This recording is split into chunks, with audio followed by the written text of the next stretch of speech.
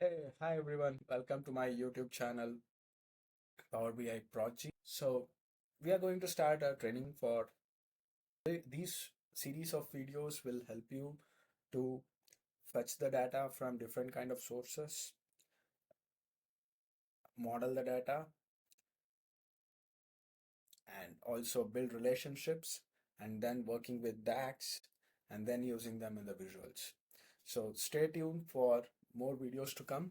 Let's get started with pulling the data from different sources. So to get started with, I am starting with a simple Excel files data, transform data, new source.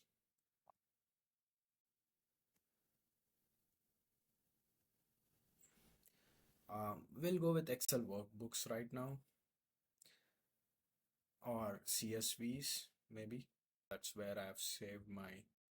So these are my generated files. I'll share these files if, in the description. I have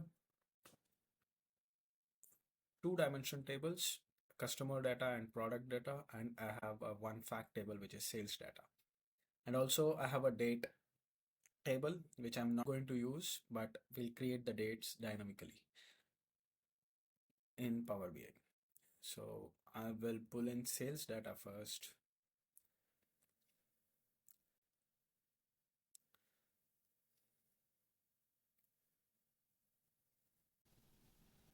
Okay, so it's a comma separated file, so CSV files, we got it. So we have sales ID, product ID, date, all of the details, whatever we wanted. So if you see here, so we have source, prompted headers, and change type. What does these mean? Applied steps. So these are mQuery codes which will be available in advanced editor. So this is how your data is being pulled in. This is the source it is pointing to, and we have a delimiter as comma, how many columns, and encoding style and code style. So these are the things, basic things which Power BI is good enough or smart enough to understand that you have pulled in a CSV file and we do it. So that's how it happened without intervention or without you writing this code. But this can be very useful to understand the M query as well. So there will be few cases where you want to update these M queries and get things up and running. And then we have prompted the headers, and then Power BI has found out that these could be the data types and they have changed the types. So I'll show these last two steps again. So I'll delete these steps, change type and promoted headers. So once I've come in, so here you see we have in the first row we have the sales ID, product ID, and all the headers as a row, as a value. So now I can use first row as header, or I have other options as use headers as first row.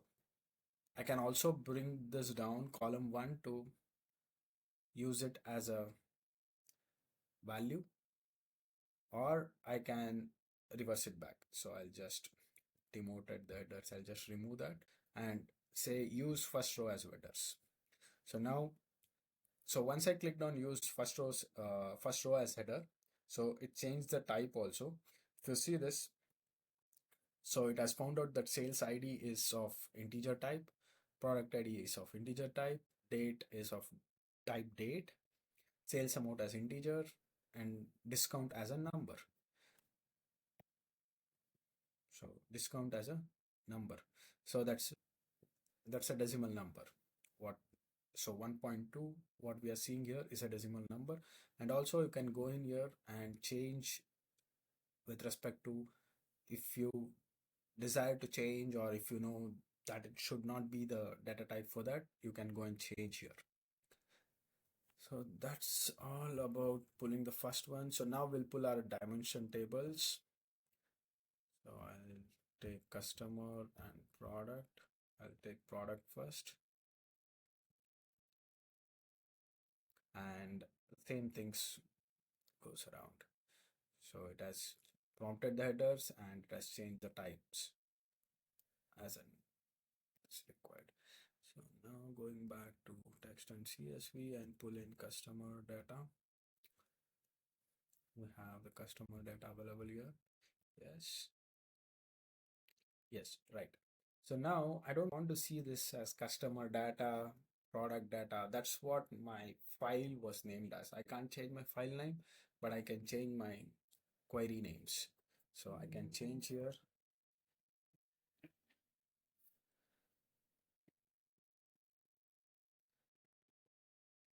Say customer data, or just customers, and we call this as product.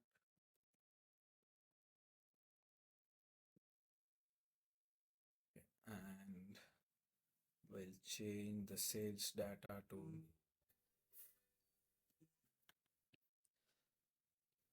okay. Let's get this changed to sales.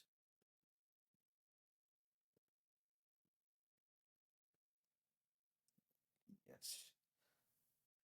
Now the next part is, let's close and apply this so that we get the data loaded to our Power BI instance.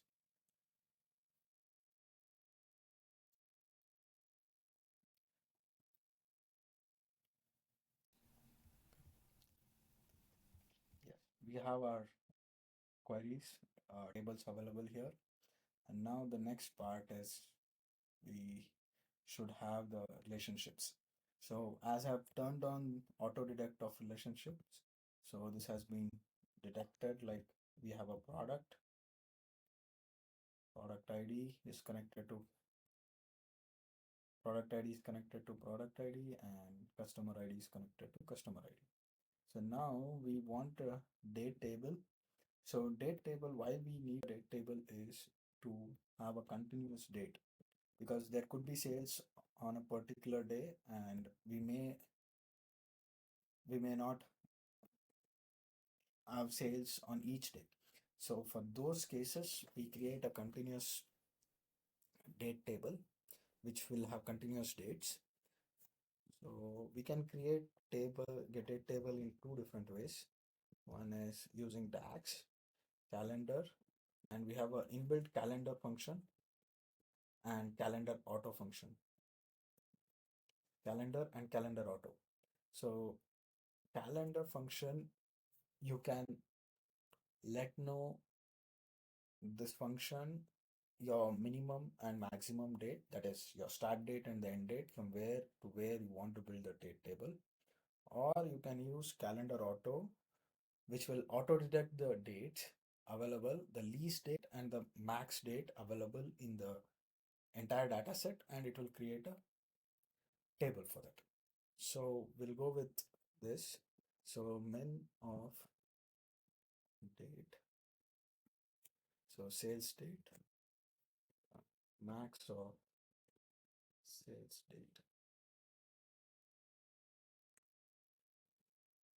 So this will have the dates available. Okay, now coming back to relationships. So we'll bring this table here, and we can connect the relationship between the date table, that is the calendar table, and the say fact table. So one important thing to make sure is, we will have, so let me open this. So we have many to one relationship, that is we have many dates in sales and one date in calendar. So every one date corresponds to multiple dates in the sales table. That's what many to one points to. And we have one to one, one to many, and many to many. The cardinality should be properly placed. So with respect to different use cases, these cardinalities will change. So in our case, right now it's many to one and single direction. So it is always the calendar which filters the sales table. That's what single means. Make this relationship active is what makes the relationship active. With If you uncheck this and save it, so it will be a dotted lines, and this will be an inactive relationship. and you can enable this in a DAX function. This is how the relationship is built right now. So this is all about pulling the data from a CSV file. Please share and subscribe my YouTube channel Power BI Prodigy and keep supporting. Thank you.